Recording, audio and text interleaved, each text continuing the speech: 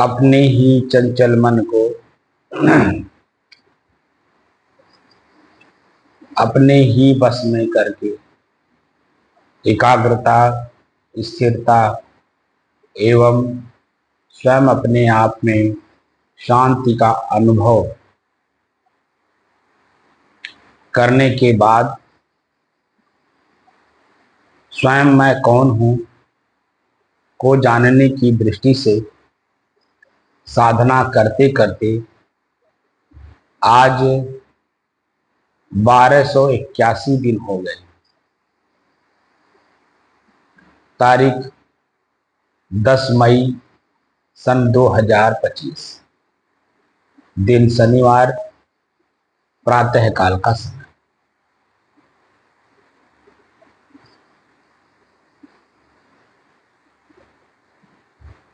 अब आप साधक से ही जो सामने मेरे आवाज को सुन रहे हैं या मुझे देख रहे हैं,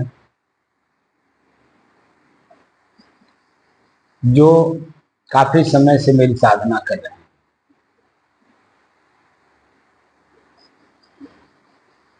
श्वास को देखने का मतलब एक सूत्र है, दृष्टा दृश्य का अभ्यास। दृष्टा स्वयं आप थे, दृश्य आपका श्वास। जब लगातार आप श्वास को देखते हैं तो चंचल मन जो चंचलता करता है, सिर्फ आप ही जान पाते हैं कि मन क्या क्या ख्याल करता रहता है, कहां कहां की यादें बार बार दिलाता रहता है।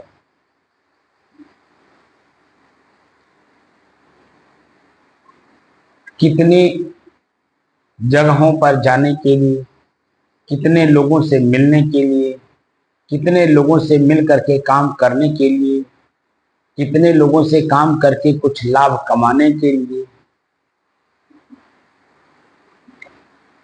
ये सब बातें आपको मन याद याद करा करा करके सिर्फ परेशान करता है। तो जब दृष्टा दृश्य का अभ्यास कर रहे हैं, श्वास को देखने का, श्वास दृश्य है और दृष्टा आप स्वयं है। जब दृश्य और दृष्टा का अलग अलग एहसास हो गया, मन, चंचल मन एकदम आपके अपने ही श्वास को लगातार देखने में सक्षम हो रहा है या हो गया है, तो दो चीजें क्लियर हो जाती हैं, एक दृश्य, एक मैं, दृष्टा। जब दो चीजें एकदम क्लियर हो जाती हैं तो दृश्य और दृष्टा का जो भाव मन के अंदर में आता है, उस भाव को देखेंगे एकदम अलग लगने लगता है। तो दो चीजें दिखाई देती, दृश्य में दो चीजें दिखती, एक पराजय, एक विजय। तो पराजय का मतलब है कि जो आपका मन सोचता है या अनेकी याद करता है, वह आपके अनुकूल हुआ नहीं, जैसा आपका मन चाहता है, तो कष्टित होता है, पीड़ित होता है। ये उसका पराजय है, आपके मन का। और जो कुछ भी मन सोचता है, मन के अनुकूल हो जाता है, तो देखिएगा कि मन खुद खुश होता है, प्रसन्न होता है। यह उसकी विजय है। तो पराजय और विजय देखेंगे कि दोनों ही दृष्टा से अलग है, क्योंकि वो भी दृश्य है। और ये प्रकृति के नियमानुसार परिवर्तन होते रहते हैं। मैं तो आप लोगों को कहा था कि ऐसा अभ्यास करिए कि दृष्टा लगातार 24 घंटे तक दृश्य को देखता रहे, मन एकाग्र रहे एकदम एक ही काम के। तो जब दृश्य और दृष्टा का अभ्यास करेंगे और 24 घंटे तक का हो जाए तो उसमें देखेंगे कि विजय और पराजय, सुख और दुख, हानि और लाभ, मिलन और वियोग, जो दो चीजें दिखती हैं वो प्रकृति के हैं, न कि मैं दृष्टा का। दृष्टा तो मैं के रूप में है, वो स्थिर है, वह सिर्फ देख रहा है।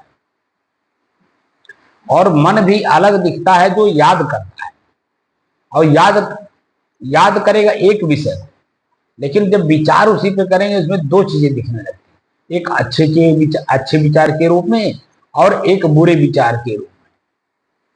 और उन्हीं दोनों के मध्य में आपको स्थिर रहना है। ना आप अच्छे विचार हो, ना आप बुरे विचार हो। इन दोनों को जानने वाले, दोनों को समझने वाले, दोनों को प्रयोग करने वाले आप तीसरा शांत स्वरूप दृश्य नहीं दृष्टा हो, इसका उपभोक्ता हो। उस स्थिति में आप जब रहेंगे तो दोनों ही, चाहे वो दृश्य के रूप में अच्छा आए या दृश्य के रूप में बुरा आए, दोनों चीजें आपको प्रभावित नहीं कर सकती। यानी कि अच्छा विचार ख्याल आने से आपका मन प्रसन्न नहीं होगा, खुश नहीं होगा, और बुरे विचार आने से दुखी नहीं होगा, दोनों के मध्य में रहेगा। और जो मध्य की स्थिति है वही आपकी अपनी है। अब ये जितने लोगों के अंदर में आ रही हो स्थिति, वह समझिए कि साधक है, चाहे इस जन्म का हो चाहे इस जन्म के पहले उसने कितना अभ्यास किया हो। जितने कार्य करने वाले लोग हैं, समाज के लोग, जो पब्लिक प्लेस पर बैठे हुए लोग हैं, उनके सामने आप देखेंगे, क्योंकि मैं भी थोड़ा सामाजिक हूं तो सबके पास मेरा जाना आना लगा रहता है, तो मैं उनको देखता हूं कि उनके पास 100 लोग आएंगे अपना दरखास्त लेकर, अपना एप्लीकेशन लेकर। वो 100 लोग 100 तरह के विचार लेकर के आते हैं, एक कॉमन विचार लेकर के नहीं आते। और जो पब्लिक प्लेस पर बैठे हुए हमारे अधिकारी गण हैं, उनको मैं देखता हूं अपनी जगह पर स्थिर रहते हैं। जो सक्षम अधिकारी हैं वो अपनी जगह पर स्थिर रहते हैं, और जितने भी लोग अपने दरखास्त मतलब एप्लीकेशन लेकर के आते हैं, उन पर 2 शब्द सिर्फ लिख करके दे देते हैं, नीचे ट्रांसफर कर देते। अब नीचे वाला नीचे भेजेगा, फिर नीचे वाला नीचे भेजेगा, फिर नीचे वाला नीचे भेजेगा, यानी कि एकदम नीचे जा करके और उसका रिपोर्ट लग करके ऊपर आता है। फिर नीचे जा करके फिर जब रिपोर्ट लग जाएगा तब फिर उससे ऊपर आएगा, फिर उनकी दस्तखत होगी, फिर उनके ऊपर आएगा, फिर उनकी दस्तखत होगी, फिर उनके ऊपर आएगा, फिर उनकी दस्तखत होगी, उनके ऊपर आएगा। यानी जहां से वो दरखास्त चला था फिर लौट करके वहीं आना। निर्णायक भूमिका में तभी आते हैं। तो जो सक्षम अधिकारी हैं, 100 लोग उनके पास आ रहे हैं, 100 तरह के एप्लीकेशन लेके आ रहे हैं और 100 तरह की समस्या है। अब आप बता दीजिए कि 100 तरह की समस्या अगर आपके पास अभी, तो आप तो 2 ही में परेशान हैं। 100 तरह की समस्या अगर आपके पास आ जाए, आपकी मानसिक स्थिति कैसी हो? इससे साबित होता है कि सक्षम अधिकारी इस जन्म के पूर्व कई जन्मों तक उस पर अभ्यास कर चुके हैं, आदत डाल चुके हैं। देखते देखते देखते दृश्य और दृष्टा का अभ्यास करते करते करते करते आज वो इस लेवल पर बैठे हैं कि 100 नहीं 1000 समस्या आ जाए फिर भी अपने आप को बचाते हुए सभी समस्याओं का समाधान करने में सक्षम हो जाते हैं। वही हाल आपको अपने अंदर में करना है कि आपके अंदर में ही हजारों समस्याएं हैं, सैकड़ों नहीं हजारों समस्याएं हैं।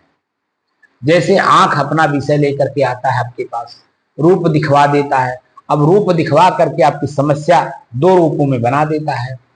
कहीं लाठी चलवा देगा, कहीं प्रेम करा देगा। लाठी चलवाएगा कष्ट होगा, प्रेम दिखाएगा तो सुख होगा। अब उसी में कितने प्रकार की समस्याएं आप, जो वो सक्षम अधिकारी के पास समस्या आ रही है, वही समस्या आपके भीतर भी प्रति क्षण आपके अंदर में उठता रहता है और उसी में लीन होता रहता है और आपको कंफ्यूज किए रहता है, यानी संशय में डाले रहता है। उसी संशय को हमें यहाँ खत्म करना। सदगुरु कबीर कहते हैं, संशय सब जग खंडिया। यहाँ देखिए महत्वपूर्ण सूत्र है सदगुरु कबीर का, क्योंकि हम लोग कबीर के अनुयायी हैं और कबीर की सहज साधना सीख रहे हैं। तो सहज में हम कैसे रहें, यही स्थिति परिस्थिति अंदर हमें बनानी है कि हर परिस्थिति में मैं जैसा हूं वैसे ही रहूं। क्योंकि समय समय से शरीर 24 घंटे में शरीर की स्थितियां परिवर्तित होती रहती हैं और समय समय से शरीर की स्थितियां जो परिवर्तित होती हैं उसी तरह से मनोभाव बनता रहता है और भीतर के मनोभाव से ही आपकी स्थिति परिस्थिति बदलती रहती है और आप उसी को मान लेते हो। भ्रम यही है कि जो स्थिति परिस्थिति सामने आई वही मैं अपने आप को मान लेता हूं, यही भ्रम है। जो कि वह स्थिति परिस्थिति प्रकृति की है, मेरी नहीं। जब मैं वह नहीं हूं, मैं स्थिर हूं, शुद्ध हूं, शांत हूं, एक रस हूं, तो वो स्थिति परिस्थिति जो बदल रही है, मेरा मनोभाव जो बदल रहा है, कहीं कष्ट दिलवा रहा है, कहीं सुख दिलवा रहा है, कहीं पीड़ा दिलवा रहा है तो कहीं आनंद दिलवा रहा है, कहीं उसी काम को करने के लिए उत्साह भी दे रहा है, जो कि वो कुछ भी मैं नहीं। तो ऐसी स्थिति में पराजय, विजेता और विजय, आप क्या है इसको, हार और जीत कह सकते हैं। विजय और पराजय, विजय माने जीत और पराजय माने हार।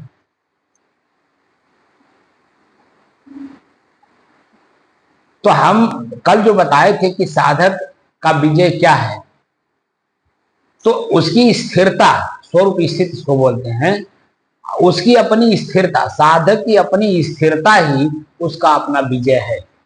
उसके मन की चंचलता जो कष्ट के रूप में या सुख के रूप में, दर्द के रूप में, पीड़ा के रूप में, आनंद के रूप में जो भी बन रहा है वह दृश्य है और उसका दृष्टा साक्षी स्वयं स्थिर और एक रस है।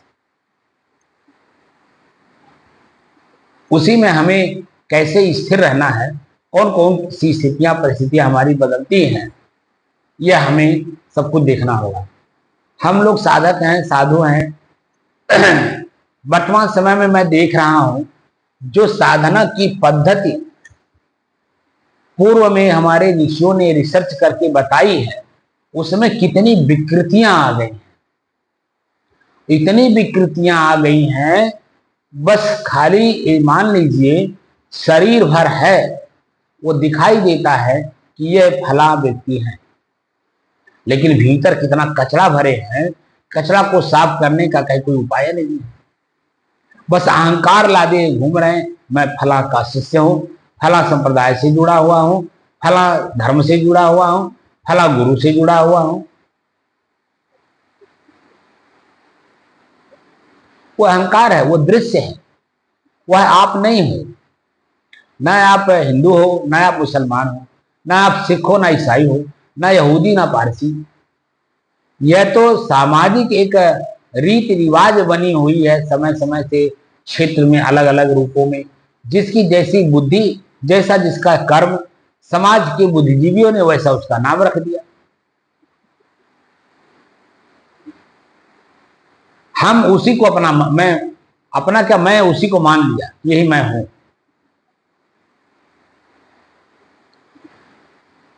सामाजिक दृष्टि से एक दूसरे का जब हम संपर्क बनाते हैं, जिसको हम व्यवहार कहते हैं, लेन देन करते हैं, तो जिसकी जैसी लेन देन हर व्यक्ति की यही स्थिति है, चाहे वो साधु के रूप में हो चाहे वो गृहस्थ के रूप में हो।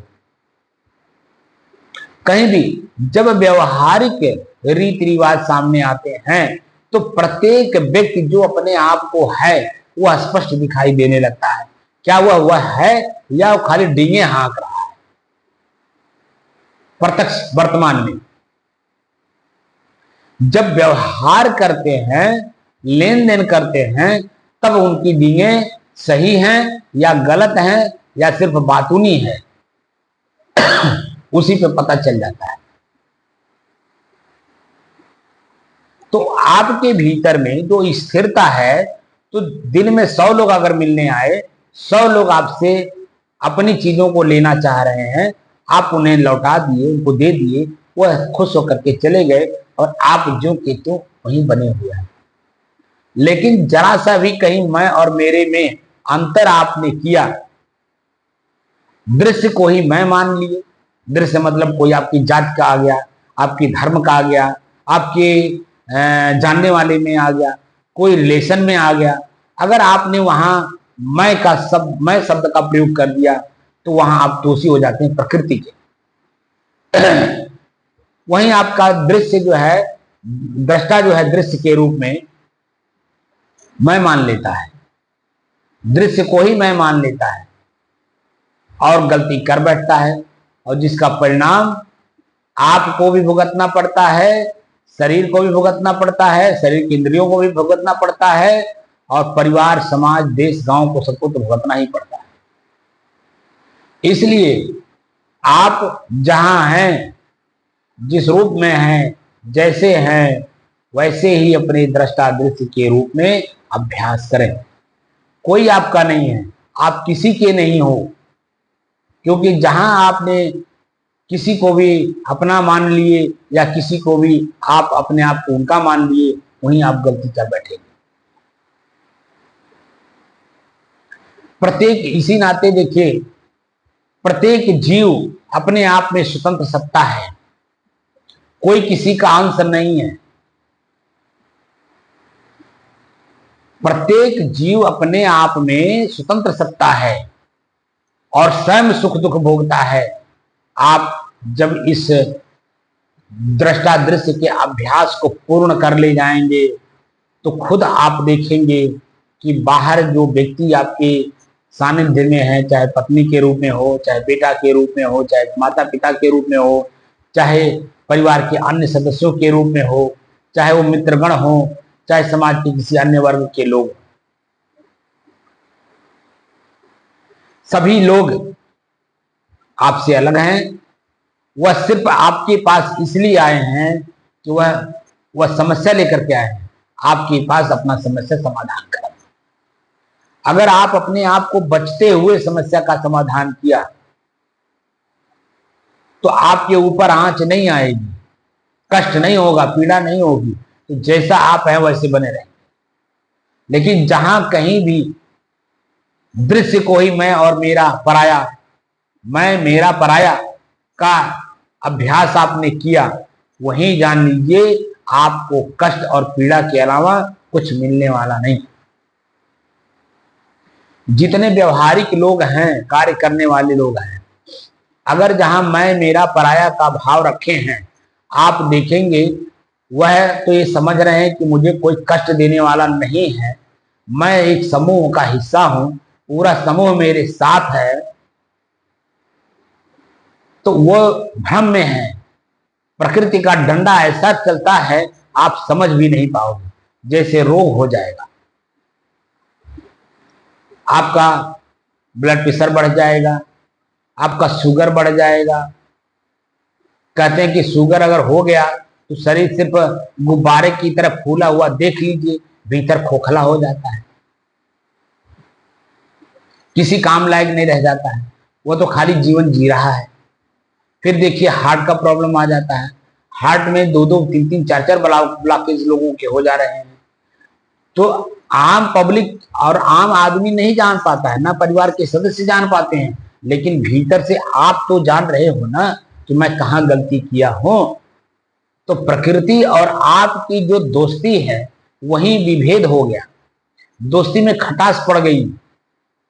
जो शरीर प्रसन्न होना चाहिए, आनंद रहना चाहिए, वही आपने प्रकृति के विरुद्ध कार्य कर दिया।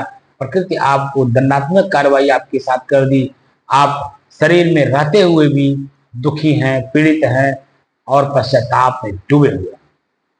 इसलिए साधक को दृष्टा दृश्य के अभ्यास में कोई दृश्य मेरा नहीं है, मैं कोई दृश्य नहीं हूं, ये तो सिर्फ प्रकृति के नियमानुसार परिवर्तित होने वाली चीज हैं, वस्तु हैं। मैं स्वयं इनसे अलग स्थिर व्यक्ति हूं, स्थिर हूं। अपनी स्थिरता को हमें बनाए रखना चाहिए।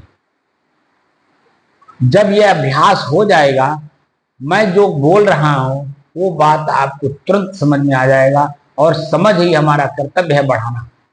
क्योंकि मैं बार बार बोलता हूं, जो मैं हूं वही आप हैं, जो आप हैं वही मैं हूं। मैं किसके साथ छल कपट करूं?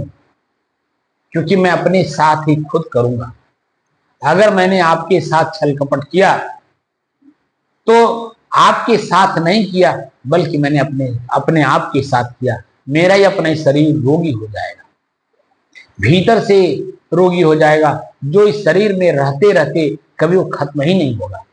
वह मेरे शरीर के साथ ही जाएगा। और जब मैं शरीर छोड़ूंगा, कष्ट से छोड़ूंगा, तो जान लीजिए कि 84 लाख दुनिया मेरे सामने खड़ी है। कुछ कष्ट प्रकृति के नियमानुसार शरीर के हिसाब से आता रहता है, लेकिन वह स्थिर नहीं रहता, क्योंकि मैं अंदर से दृष्टा दृश्य के अभ्यास में हूं और मैं ये बात को समझ रहा हूं, ये क्षण अगले क्षण नहीं रहेगा। ये जो क्षण है, सेकंड है, ये अगले सेकंड तक नहीं रह जाएगा। इस बात को मैं समझ रहा हूं। इसीलिए बड़ी से बड़ी समस्या को समाधान करने में थोड़ा समय जरूर लगता है। जैसे मेरे हाथ में जो चोट लगी थी, वह दूसरे के बचाने में लगी थी, क्योंकि मैं हेलमेट लगा करके मोटरसाइकिल चला रहा था। मैं दाएं बाएं नहीं देखता हूं, यहाँ तक कि मैं मोबाइल भी नहीं उठाता हूं। किसी का भी अगर फोन आ जाए तो मैं ये तो सुनता नहीं उसको, क्योंकि हेलमेट लगा रहता है, दूसरे जेब में रहता है, कुर्ता पहने रहता हूं तो नीचे वाले जेब में रहता है। दूसरे अगर कान तक आवाज आ भी गई और मैंने अगर सुन लिया, तो चलते हुए में मैं मोबाइल नहीं सुनता, उसको मोटरसाइकिल को साइड में खड़ा करता हूं और फिर मोबाइल निकाल करके देखता हूं किसका है। अगर कोई इमरजेंसी टाइप का बात रहती है तो मैं बात कर लेता हूं, और नहीं भी रहता तो भी जब उतर गए हैं मोटरसाइकिल से तो बिना बात किए मैं नहीं छोड़ता। तो ये तो आदत में हमारी है, क्योंकि ये शरीर मेरा है, न कि मैं शरीर हूं। तो जब शरीर को स्वस्थ रखूंगा तभी मैं भी अपने आप में स्वस्थ रह पाऊंगा। इसलिए जो सामाजिक नीति नियम बने हैं व्यवहार में, हमारे सुख जीवों ने बनाए हैं, वो सुख जीव, मैं भी तो एक सुख जीव हूं। तो सुख जीवों का अगर मैं पालन कर रहा हूं, उनके आदर्शों का, उनके नियमों का, तो मैं भी उसी लेवल पे गाऊंगा जो हमारे आदर्शवान सुखी जीव रहे हैं। हो सकता है उन्हीं में मैं भी रहा हूं। कभी शरीर बदल गई है तो शरीर बदलने से पहले वाली स्थिति मेरे इस शरीर में नहीं रहेगा। तो मेरा अपना ही बनाया हुआ नियम अगर मैं पालन नहीं करूंगा मेरा अपना मतलब मनुष्य मात्र किसी भी समय में, चाहे वर्तमान में आप ही क्यों ना हो, आप ही इस जन्म के पहले भी रहे हो, किस रूप में रहे हो आप क्या मालूम, क्योंकि उसके बारे में आप जानने की कोशिश नहीं की। इसी भ्रम में लोग रहते हैं कि पुनर्जन्म नहीं होता है। और जब पुनर्जन्म नहीं होता है, जो मन में ये बना लिया है कि पुनर्जन्म नहीं होता है, वही लोग गलती पे गलती करते हैं। और अगर ये समझ में आ जाए कि पुनर्जन्म होता है और अपने कर्मों का भोग देर सवेर खुद भोगना पड़ता है, तो गलती नहीं करेंगे। एक बार अगर गलती हो गई तो दोबारा उस गलती को नहीं होने देने की कसम खाते हैं, संकल्प लेते हैं कि आज से ये गलती नहीं करूंगा।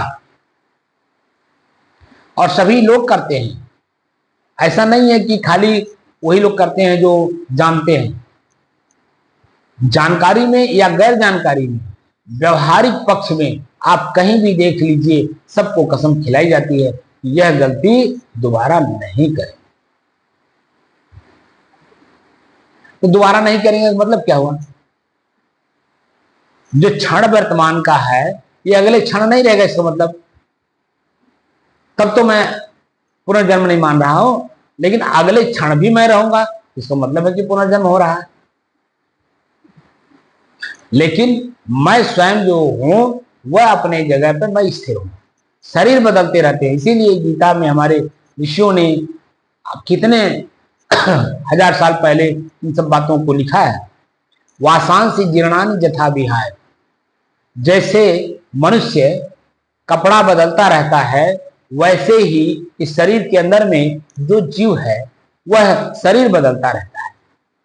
तो शरीर जब बदलेगा तो शरीर के द्वारा या शरीर के अंगों के द्वारा जो कर्म कर चुका है उसका जो संस्कार लिए हुए स्टोर रूम में, उसी को तो वह दूसरे जन्म में जा करके खोल के खाता है। भोग करने का मतलब खाना होता है। जैसे कल आपने मेहनत किया, 500 रुपया कमाया, तो 500 रुपया कल आपने खर्च कर दिया तो आप गंवार माने जाएंगे। लेकिन अगर उसमें से 100-200 रुपया अगर आपने बचाया है और आज आपको कहीं ड्यूटी नहीं मिली, 500 रुपया कहां से मिलेगा? जब 500 रुपया शाम को नहीं मिलने वाला है तो जो कल का 200 रुपया 100 रुपया जो आपने बचाया है वही तो आज दिन भर काम आएगा।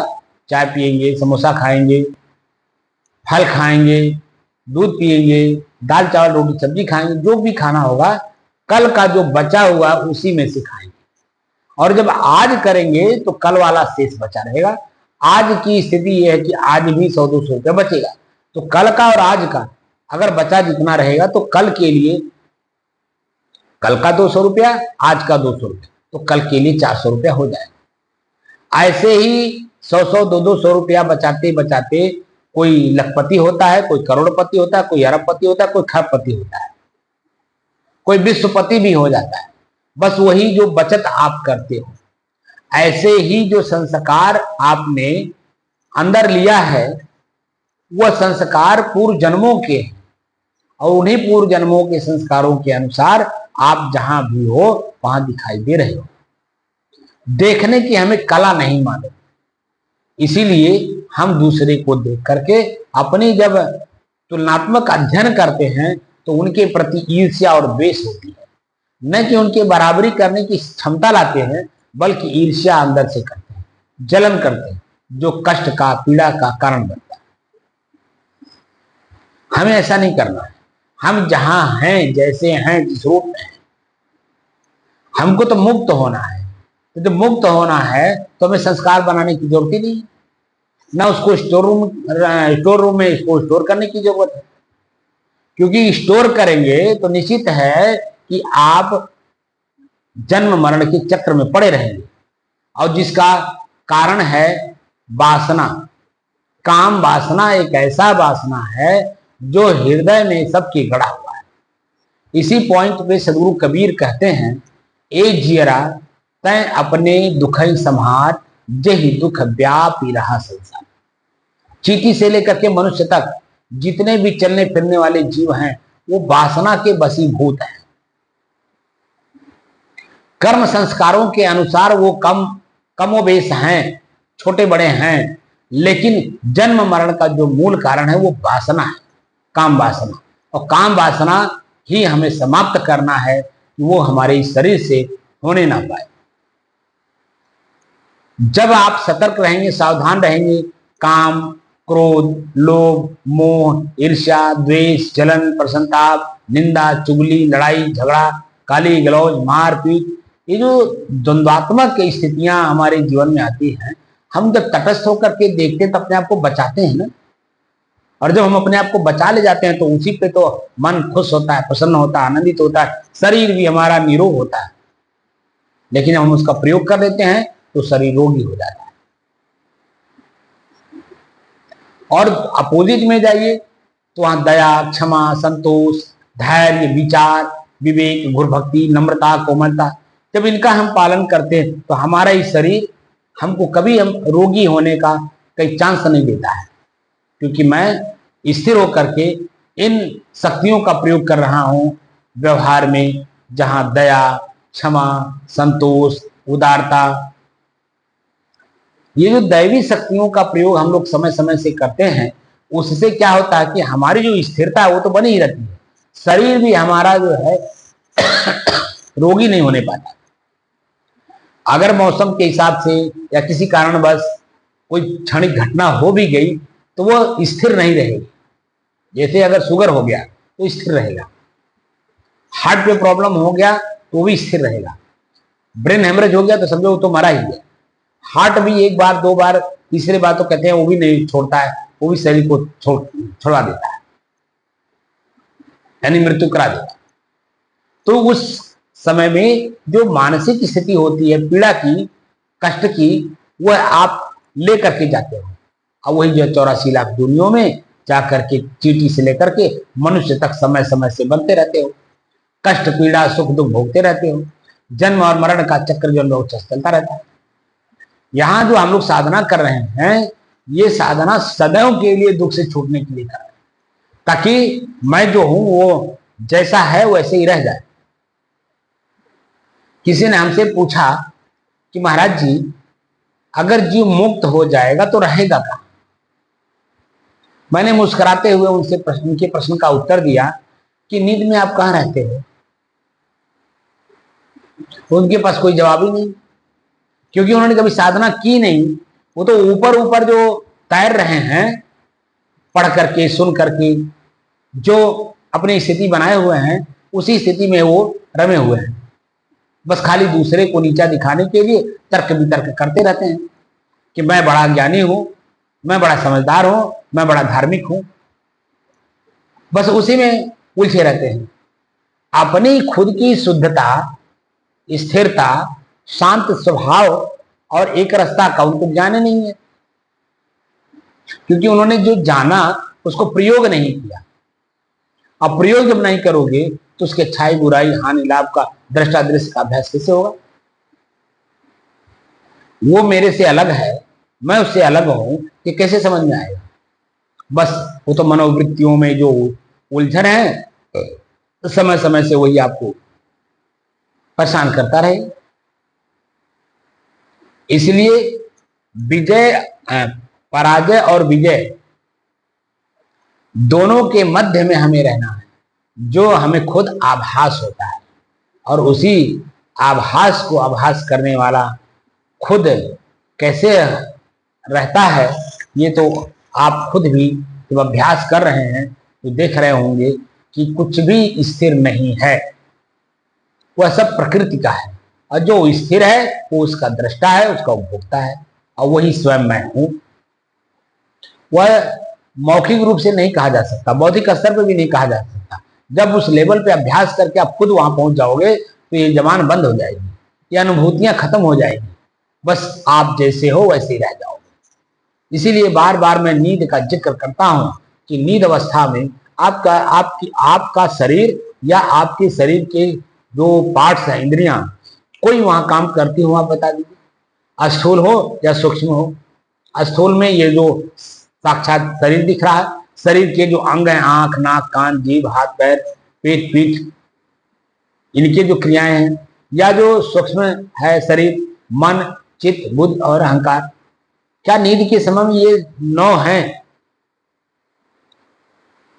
5 कर्मेंद्रियां, उनके विषय, उनके ज्ञान, और सूक्ष्म रूप से मन, चित्त, बुद्धि, अहंकार।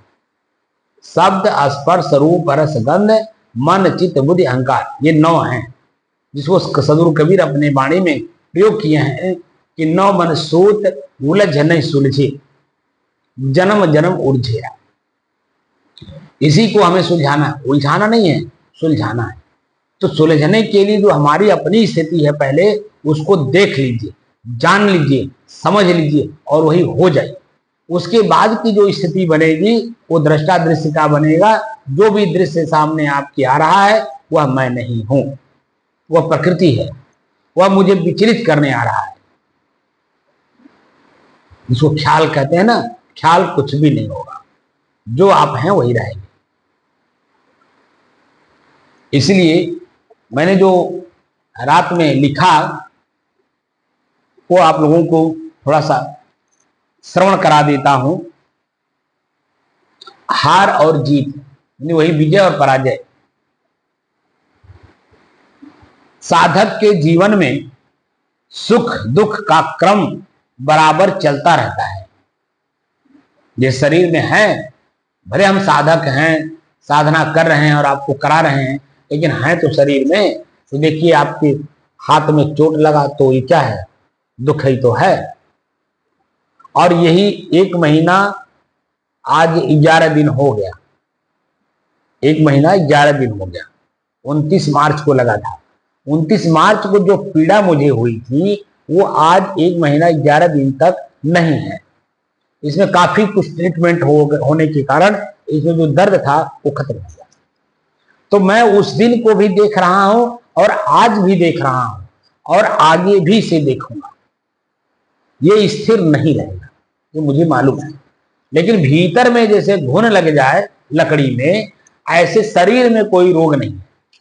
जैसे शुगर नहीं है, ब्लड प्रेशर नहीं है, हार्ट अटैक नहीं है, ब्रेन हेमरेज नहीं है, या अन्य प्रकार के जो कैंसर वगैरह टाइप के जो दुख हैं, रोग हैं, वो नहीं है।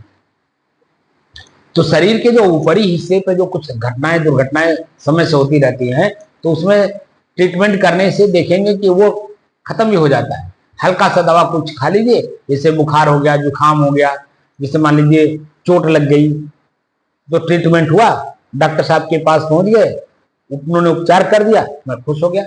यानी मेरा दर्द जो था, वो दर्द, वो जो पीड़ा थी वो निकल गई। मैंने किसी का सहारा लिया, बिना किसी के सहारा लिए व्यवहार चलता भी नहीं। मैं आपके लिए हूं तो मेरे लिए भी आप हैं। अगर मैं आपके लिए नहीं हूं तो आप मेरे लिए नहीं।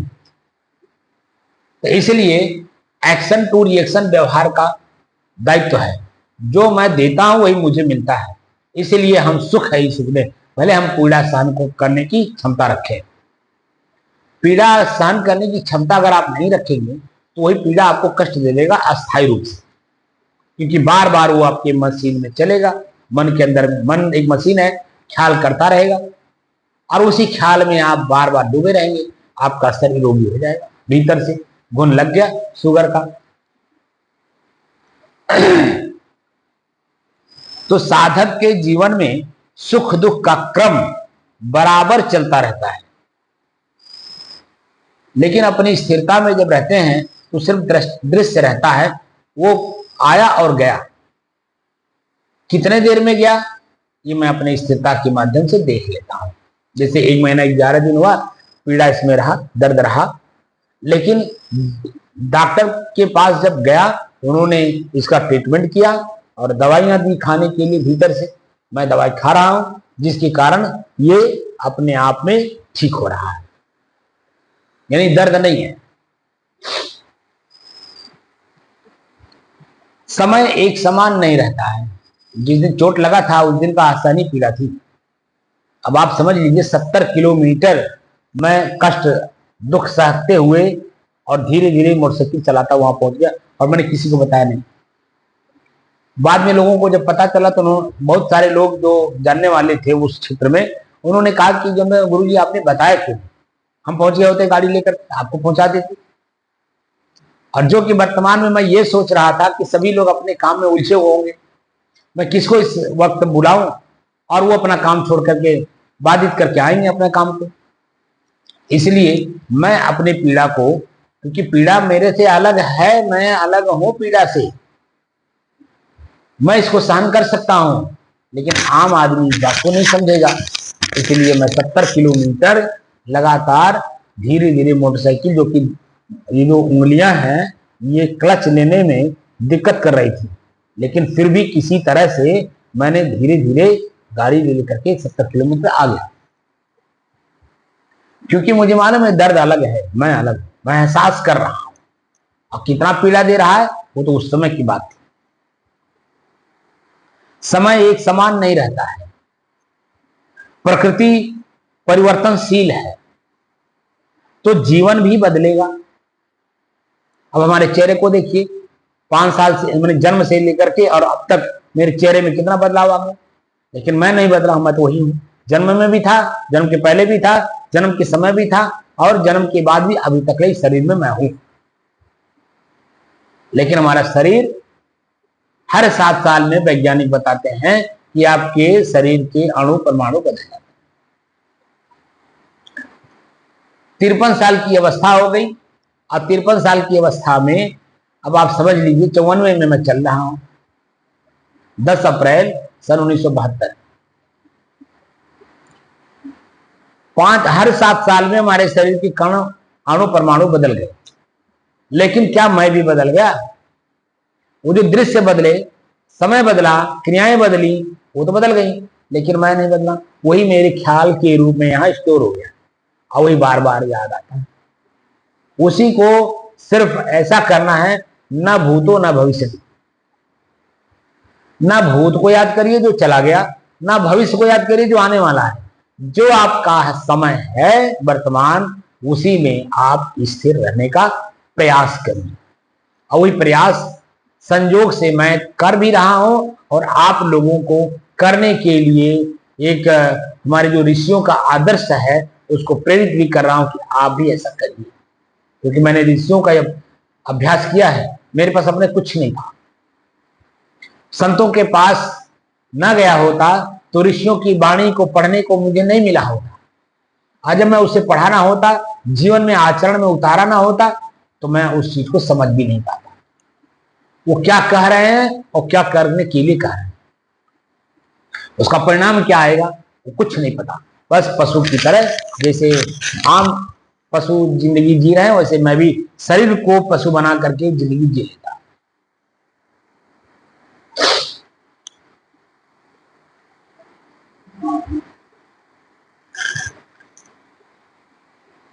प्रकृति परिवर्तनशील है तो जीवन भी बदलेगा। इसलिए हार और जीत को स्थिर मन से स्वीकार करना चाहिए। मतलब दोनों के मध्य में रहने का प्रयास करना चाहिए। ना आप जीत के बाद खुशी हो, ना हार के बाद दुख हो।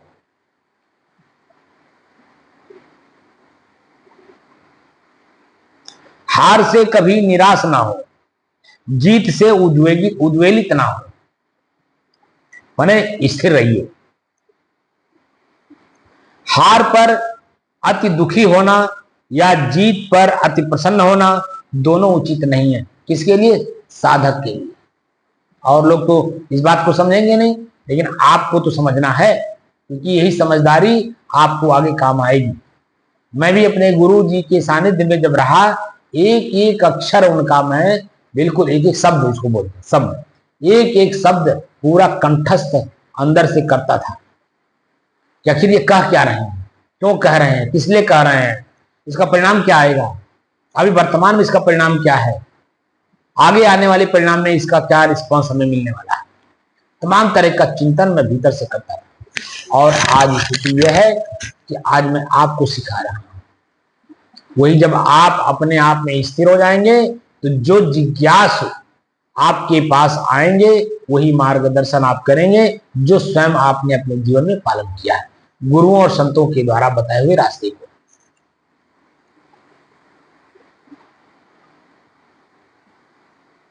हार से कभी निराश ना हो, जीत से उद्वेलित ना हो।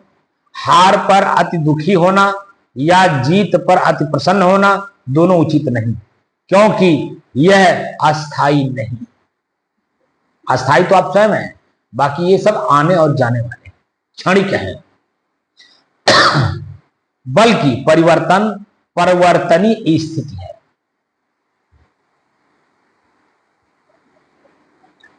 हार पर अति दुखी होना या जीत पर अति प्रसन्न होना दोनों उचित नहीं, क्योंकि यह अस्थाई नहीं बल्कि परिवर्तनीय स्थिति है। संसार यानी प्रकृति का नियम है कि साधक का इन दोनों स्थितियों से सामना होगा। होता वैसे सबसे है, लेकिन यहां साधक शब्द का मैंने प्रयोग किया है कि आपके भीतर भी हो रहा होगा, लेकिन आप अपने को अनुभव करिए कि क्या मैं भी बदल गया। अगर आप भी बदल रहे हैं इसका मतलब है कि दृश्य में उलझ गए, दृष्टा का अभ्यास ही नहीं हो पा रहा है। इससे तात्पर्य कि दृश्य में उलझ गए। दृश्य कुछ भी हो, अगर उसको आपने स्वीकार किया इसका मतलब दृश्य में उलझे। अगर आपने स्वीकार नहीं किया इसका मतलब अपने आप को आप छुड़ाने का प्रयास कर रहे हैं। दृश्य मैं नहीं, दृष्टा मैं हूं। संसार यानी प्रकृति का नियम है कि साधक का इन दोनों स्थितियों से सामना होगा। रोना हंसना जीवन के अनुभव हैं जो पाठ सिखाते हैं। दोनों में समान भाव की बात महात्माओं या अन्य ऋषियों ने भी कही है। वही दृष्टा दृश्य का अभ्यास। साधक को जीतने के अभिमान या हारने की निराशा से दूर रहना चाहिए। हारना जीतना कर्म योग के क्षेपक है, प्रारब्ध के पड़ाव है। किसी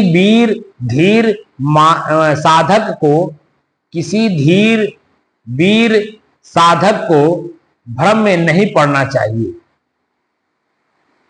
हार के बाद जीत और जीत के पश्चात हार अपने आप आती और जाती रहती है।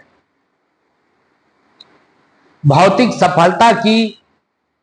सफलता को माया का प्रपंच मानना चाहिए।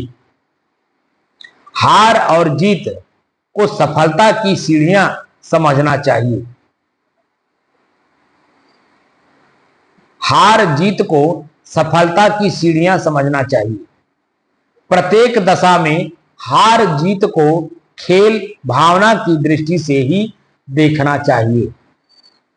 हार की वजह उन गलतियों को मानना चाहिए जो हम अपरिपक्वता के चलते कर गए हैं। हार वस्तुतः जीत की रणनीति के समानांतर होती है। यदि जीतना है तो हार के निहितार्थ की खोजना चाहिए। यदि साधक को जीतना है तो हार के निहितार्थ को खोजना चाहिए। हार तो जीत की अनुचरी है। हार को हार नहीं, जीत का बीज मानना चाहिए। हार को नकारात्मक संज्ञा न मानना चाहिए। न मानना ही वास्तविक विजेता की पहचान है।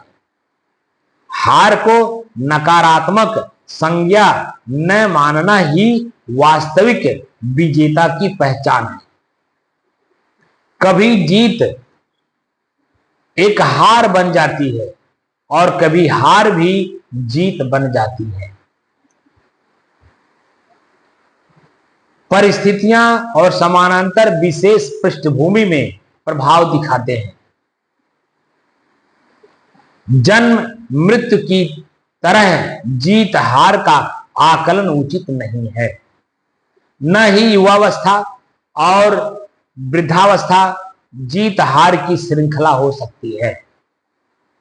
न ही युवावस्था और वृद्धावस्था जीत हार की श्रृंखला हो सकती है। सुख दुख का बंटवारा भी इसके आधार पर नहीं हो सकता है। इसलिए साधक को सदैव हार जीत की मानसिकता से मुक्त रहना चाहिए। यानी दोनों के बीच मध्य की जो स्थिति है दृष्टा का, उसमें अपने आप को स्थित रखना चाहिए। और वही मैं हूं। और मैं जिस दिन अपने आप का परिचय प्राप्त कर लिया उसमें मैं अपने आप को स्थिर करने का प्रयास कर लिया और 1-2 घंटे तक लगातार मैं एकदम अपनी शुद्ध स्थिति में बना रहता हूं। उसी को हमें और बढ़ाना है। 2 घंटे, 4 घंटे, 6 घंटे, 10 घंटे, 12 घंटे, बस धीरे धीरे आप बढ़ाते रहिए और जीवन के अंतिम पड़ाव में जा करके अपने आप को ऐसा शरीर छोड़िए कि दुनिया देखती रह जाए और आप अपने आप में बिल्कुल जैसे हैं वैसे रह जाए। क्योंकि शरीर आपसे अलग होगी, चाहे वो आपके अनुकूल होकर के या आपके प्रतिकूल होकर के। अनुकूल है तो संतुष्ट होकर के मरेंगे, अगर प्रतिकूल है दुखी होकर के मरेंगे। लेकिन जहां मध्य की स्थिति आपने पहले से बना रखी है तो ना सुख का अनुभव होगा ना दुख का अनुभव होगा। शरीर छूटेगी, वो जैसे सांप कीचड़ छोड़ता है वैसे ही आप अपने जगह पे स्थिर हो जाएंगे नींद की तरह, और शरीर आपका अपने से अलग हो जाएगा और आप पूरे ब्रह्मांड में, इसको हम आकाश तत्व कहते हैं, उसी आकाश तत्व की तरह ठोस, स्थिर, निश्चिंत, निष्फिक्र, निर्छल, सब कुछ वहां लागू होता है। एकदम जो मैं हूं उसी में रहने का अभ्यास बनाइए, ताकि ये जो इंद्रियां हैं, इनके जो प्रभाव हैं, इनके कर्मों का, वह मन पर ना पड़ने पाए और आप अपने दृष्टा भाव में जैसे हैं वैसे ही बने रहने का अभ्यास करते रहिए। सुबह शाम दोपहर काम भी करते रहिए और उसी में स्थित रहने का अभ्यास भी करते रहिए।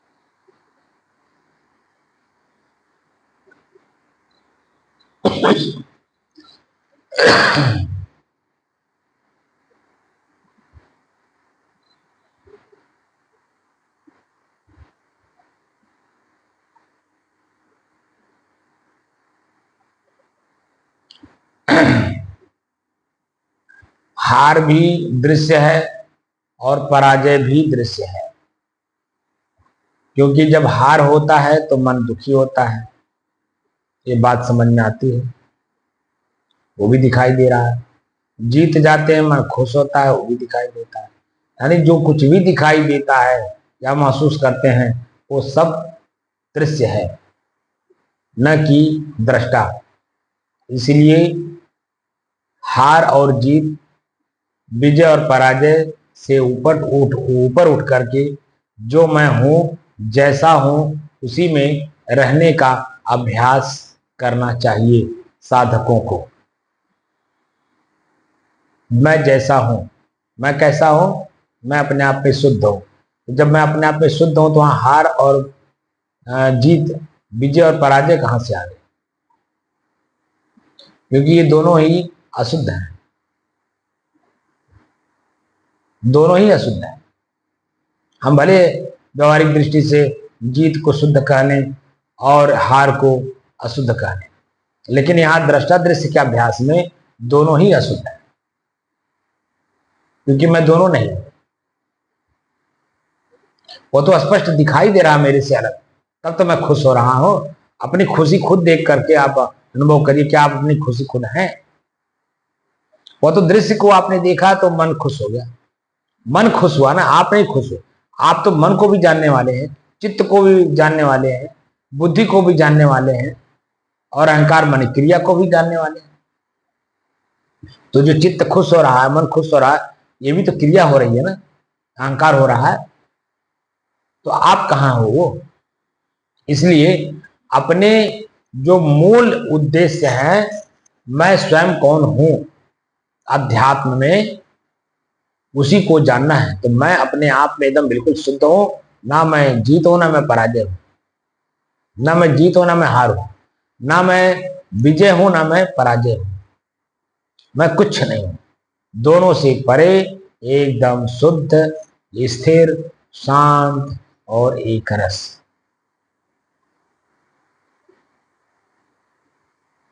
और इसी एक रसता की स्थिति को बनाए रखने के लिए पूर्ण रूप से अभ्यास करिए। जो वर्तमान में मिल जाए भोजन ग्रहण कर लीजिए, उसमें कोई नुक्ताचीनी मत करिए। जो समय से आपको वस्त्र मिल जाए उसमें कोई नुक्ताचीनी मत करिए, जो ग्रहण कर लीजिए।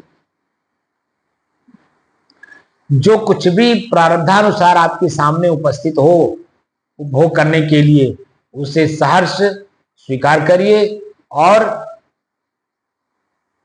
जीवन को दृष्टा दृश्य के रूप में देखते हुए आगे बढ़ते चले जाइए। यानी कि अपनी स्थिरता को मजबूत करिए कि मैं अपने आप में स्थिर हूं। ये जो कुछ भी बदल रहा है ये सब प्रकृति में है, मैं प्रकृति नहीं बल्कि इसका उपभोक्ता पुरुष हूं। पुरुष एते पुरुष है, जो पुर में निवास करने वाला है वो पुरुष है। तो प्रकृति पुरुष